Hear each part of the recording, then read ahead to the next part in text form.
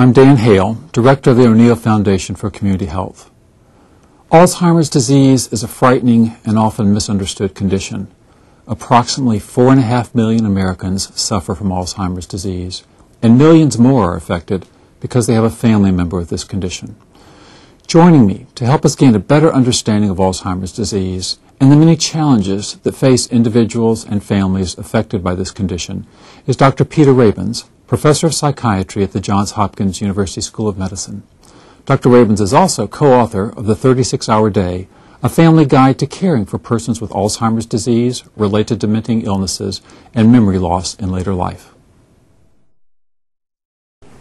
First, Dr. Rabins, exactly what is Alzheimer's disease, and how does it differ from some of the changes that accompany normal aging?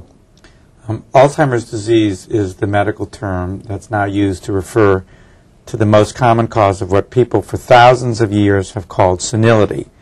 So the fact that loss of memory and difficulty thinking becomes more common in old age, that's been known for millennia.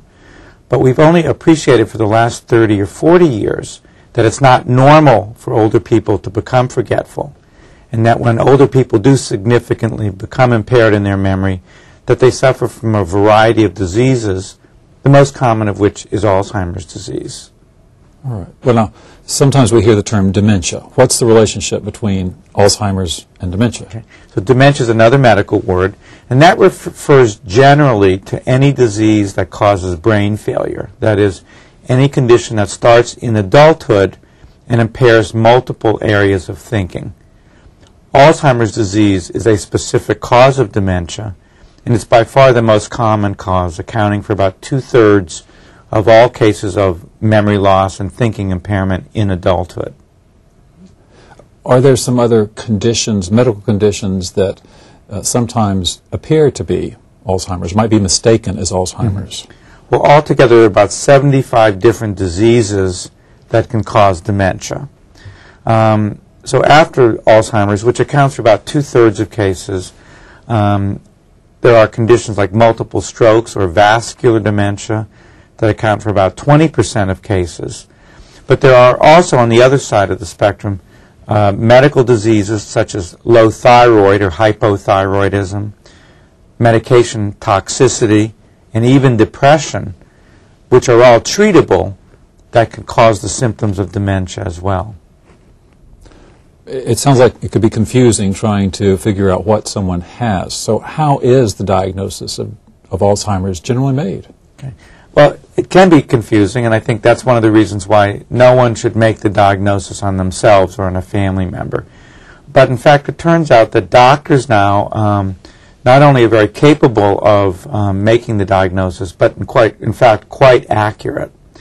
So what the diagnosis of Alzheimer's disease involves really two stages.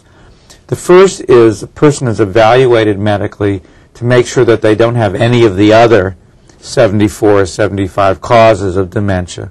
So that's why we do a blood work panel. We do some type of brain x-ray, such as an MRI scan or CAT scan. We do a physical examination. And so we say it doesn't look like dementia from stroke or from Parkinson's disease or multiple sclerosis, for 3 examples. And then in addition to that, we say it looks like Alzheimer's disease. That is, Alzheimer's disease develops in a rather specific pattern, and if we recognize that that pattern is developing and nothing else is present, we're very accurate in diagnosing Alzheimer's disease.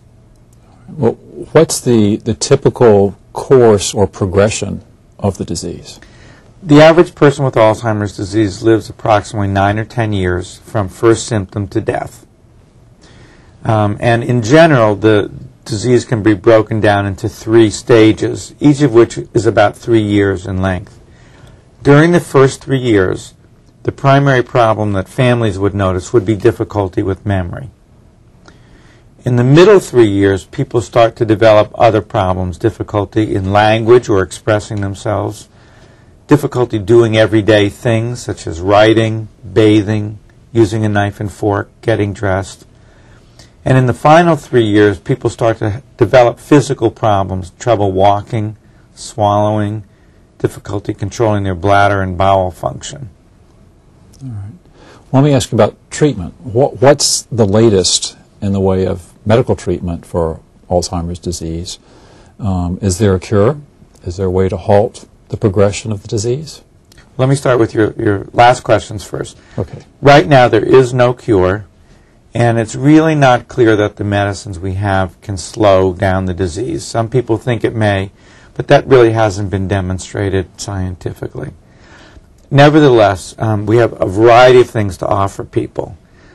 First, there are medications that are modestly effective and can improve the thinking or memory impairment and the functional or problems with everyday living impairments that develop. So people can get somewhat better from those problems with medication. Second, that we know that if we identify specific symptoms in an individual, we can often come up with treatments that help those problems, whether it's sleeping too much or too little, wandering, becoming easily upset. Many of those specific symptoms can be treated if we identify them properly. The third part of treatment is helping the family or the caregiver. It can be very emotionally and physically straining and stressful to care for a person with this kind of disease. And what's been shown very nicely in research is if we support the caregiver, we actually help both the ill person and the caregiver to do better. Well, let me stick with the medical side of this for a second.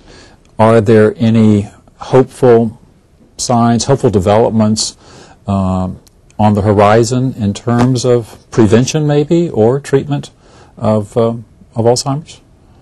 Research is exploding, and so the answer is yes. I think there's tremendous excitement and hope, both for better new treatments and for the possibility even of preventing the disease. What's happened in the last 10 or 15 years is scientists have studied the basic biology of what's going wrong in the brain. And the leading theory now is that there are proteins, abnormal proteins, that are deposited in the brain, and that's what causes the symptoms of Alzheimer's disease.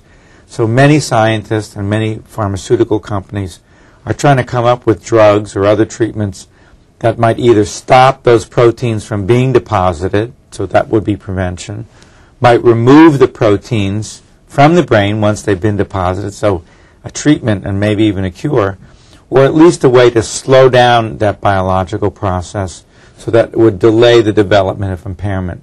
So I think the real possibilities for prevention, slowing down the disease, or making dramatic treatment effects once you've recognized it. And it's hard to know whether it'll be in the next 3 years or the next 30 years, whether these breakthroughs will really come to fruition.